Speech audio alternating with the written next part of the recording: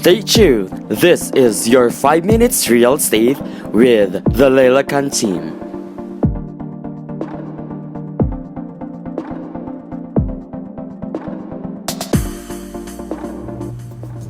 Welcome to 10 Minutes of Real Estate by the Leila Khan Team podcast, where we decode the market and help you make smarter decisions when buying or selling your home.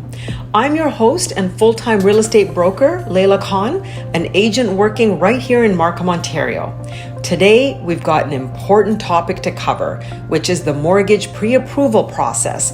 And joining me to help explain all of this is our mortgage broker, Lizanne Desouza from Clear Trust Financial.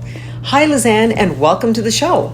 Thanks for having me, Leila. This is a really important topic that homebuyers sometimes feel nervous about. So I'm really happy to be here and break it down for them.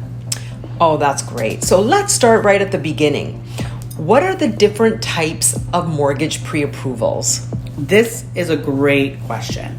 There are soft and official pre-approvals. Now, a soft pre-approval can mean that we've spoken, maybe we've collected some documents, we may have put an application on the system, but your credit has not been pulled and any application has not been sent to any lender for confirmation.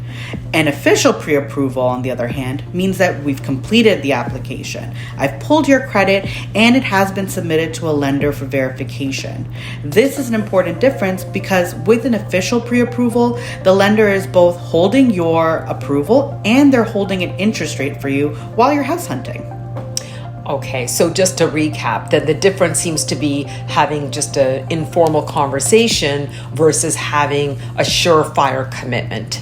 Definitely. In doing an official pre-approval, it helps to show sellers that you are serious about buying their home. You've done the financial legwork to get ready to purchase their home, but it also benefits you because there's nothing that can financially pop up later.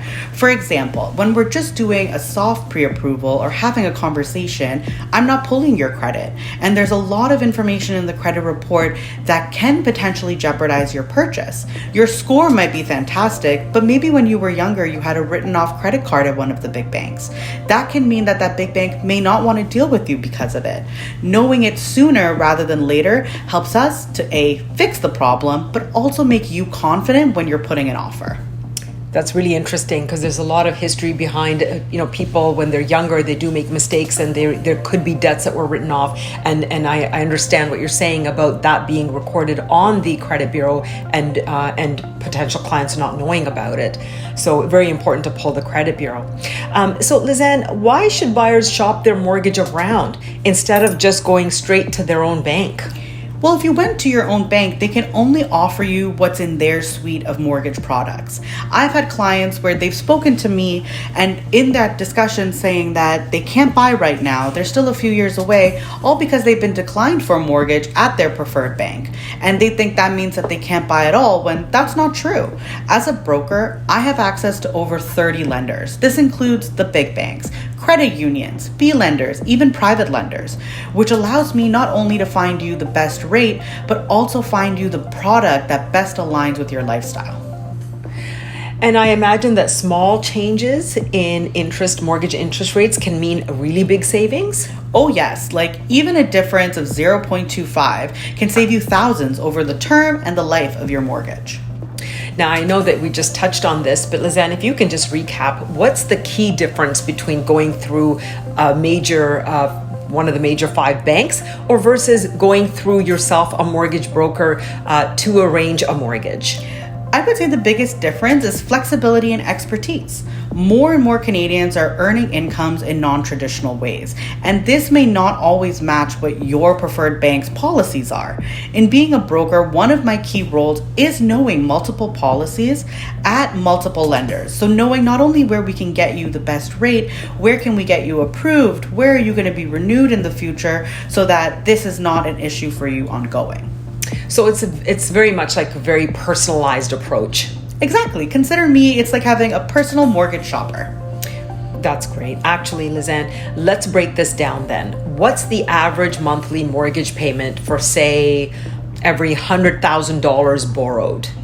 Okay, so $100,000 at today's rates, let's estimate a variable mortgage at a 30-year amortization. You're looking at about $500 per month for every 100,000. So let's say you're trying to get a $600,000 mortgage. That would be about $3,000 per month. And what about down payments? We always hear about this term down payments. What does that mean in the grand scheme of things? So the down payment is the difference. Let's back it up. When you're purchasing a home, you have the purchase price. The down payment is your own money that you're putting down to secure your equity. The remaining amount is your mortgage. And there are different types of down payment structures you can go for. Standard is 20% down. You put 20%, the bank puts the 80. However, that's not your only option. If you are looking to put less money down, there are some rules that apply though. So let's go through it. For the first $500,000, you need a minimum 5% down payment. If you're buying for more, so your purchase price is over $500,000, anywhere from $500,000 to $999,999, it's an additional 10% of that balance. But if you are a first-time home buyer, you can buy up to 1.5 million, but rules apply as well. So it's first 500,000, you're putting 5% down, and on the remaining $1 million, you're putting 10% down. So it's tiered and it increases by 5%. Yes. Got it. Okay, and so Lizanne, can we talk a little bit about taxation? What's the difference between buying your first time home and how's that treated tax-wise versus buying an investment property? Sure. First-time homebuyers, first of all, qualify for a lot of things, but they most importantly qualify for a land transfer tax rebate. This is up to $4,000 provincially, and if you're buying in Toronto, you can see an additional rebate as well. Investment properties, however, don't get these rebates, and if you are selling an investment property later, you may be liable for capital gains taxes. When you're thinking about buying an investment property, it's also very important to loop in an accountant, so that way you know you're preparing yourself to have a minimized tax levied against you. That's actually great advice. And so, again, it seems like planning up front makes all the difference. Absolutely. That's why working with a realtor, with a mortgage broker, as early in the process is key. This is the biggest purchase of your life. Making sure that you don't feel rushed, that you feel comfortable is important. Not only is it the biggest purchase, it should be one of the happiest purchases of your life. That's great. So Lizanne, let's just wrap up here. So getting a pre-approval before you start house hunting is integral in the process. It seems like this is something everyone should do because it gives you power, clarity, and confidence, and helps realtors like myself negotiate better too. Exactly. I always like to offer my clients access, flexibility, and expertise to help them find the mortgage product perfectly tailored to them. Lizanne, thank you so very much for joining me here today. This was a wonderful treat, and I hope that all of our listeners got some good information from you. And once again, I want to thank all of our listeners for tuning in. We'll see you once again on 10 Minutes of Real Estate with Leila Khan. Thank you. Thank you.